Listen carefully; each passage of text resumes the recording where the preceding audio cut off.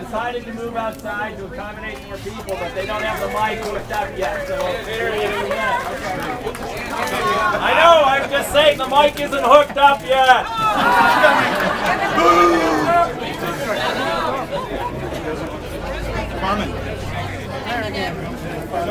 You think so? All right. Okay, now the mic's hooked up. Can you hear now over there? All right. All right, this is my first outdoor town hall meeting, an experiment in democracy. This is about my 400th town hall meeting since I've been in Congress. The way it works is I'll talk briefly, and then we're going to get through as many questions as we can. So if you keep your questions short, and I know there's differing opinions. This is Oregon, and it wouldn't be Oregon if we didn't all have strong and different opinions about things. But we can be polite, even if we disagree with someone else. So to give someone a chance to ask and finish their question, and I'll do my best to answer. So we'll move right ahead.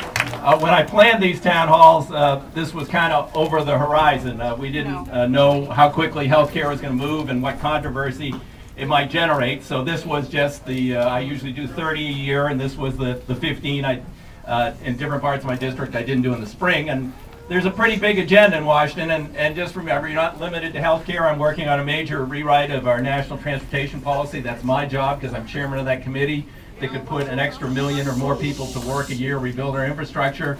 I've written that bill. That's about 800 pages long and complicated too. But there's obviously we're working on a reform of Wall Street yet. That should have been done much earlier, in my opinion, and we need to rein those people in. So there may be some questions about that. There was cap and trade, and a lot of people want to know why I voted against it, and some people understand why I voted against it. We can get into that if people want to know. And then I got a little pressed earlier this year because I didn't support the stimulus, and the president kind of called me out on it.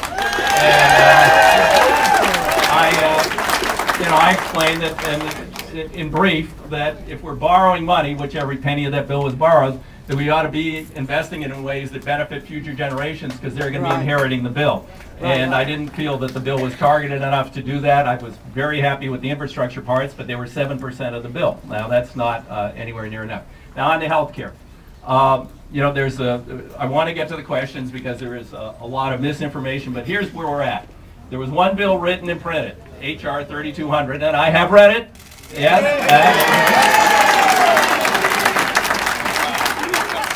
There it is. But it's also in my little portable Kindle device, which is easier to use. It's not as heavy, but it has evolved since then, and it will continue to evolve. That's the legislative process. That is essentially a rough draft. It's gone through 3 committees in the House, and each of those 3 committees has made changes. There are other changes that I want to see. The most important one has been negotiated, and it's not represented anywhere in the bill or in any of the committee amendments, which is to improve Medicare reimbursements in Oregon. A lot of people don't know, but Oregon and 16 other states have been discriminated against for 30 years with abnormally low reimbursements based on a formula that was written 40 years ago and never changed or updated. So in Florida, you can get a Medicare Advantage plan that's worth $12,000 a year, and you get hearing aids, and you get eyeglasses, and you get dental work. And in Oregon, you're lucky if you can get into a Medicare Advantage plan, and it's worth about $4,000 a year. That's not right. You can't provide health care for a third or less of the cost in Oregon than anyplace else. So we've got an agreement before this bill moves forward. Those of us from those 17 states, we're going to fix the Medicare reimbursements. That means those really high states are going to come down, and we've got to go up to a reasonable level of reimbursement. It has to be so that's key. But many of the other things are swirling around out there. Some have some basis in fact in the bill, some don't. Bottom line is, where I'm coming from, 160 million people in America get health care through their employers, and most people are pretty generally happy with it. There are problems. For instance, at Monaco recently, all the employees paid their half of the premium.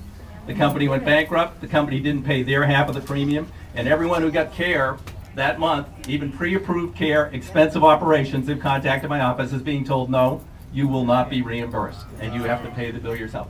We need to fix that kind of problem. I met a guy at the unemployment office in Eugene.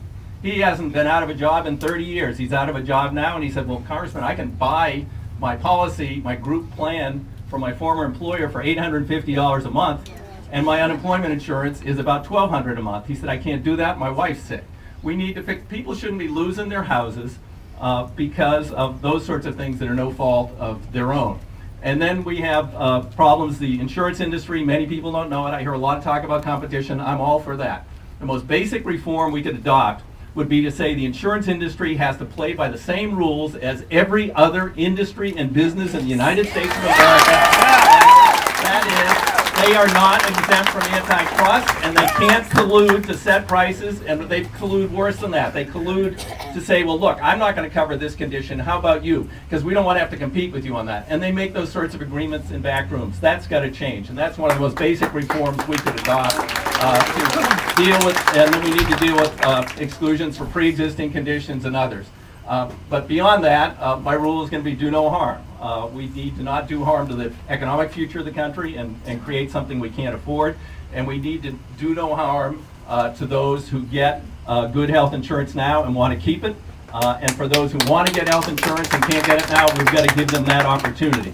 So that's basic. That's where we're coming from. And I'll stop filibustering and hope my hat comes soon because my head's cooking. And yes, sir, go right ahead. Thank you, Congressman. I practiced neurosurgery for 26 years.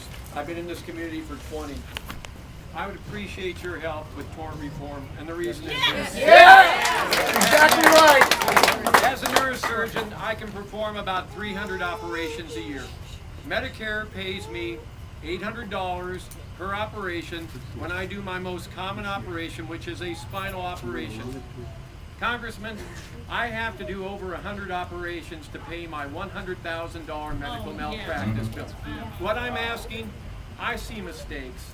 I see people who've been hurt. I want them taken care of. I want a system that is fair, like the workmen's compensation system. You don't see trial lawyers suing somebody out at Weyerhaeuser because a forklift tipped over. They take care of the injured worker. They're taken care of. Things are made whole. Please help us adopt a similar system here in Oregon and across the country so that injured people from medical mistakes, through no fault of anybody, are taken care of and treated, and we get rid of these trial lawyers who walk off with millions of dollars that should be going to injured patients.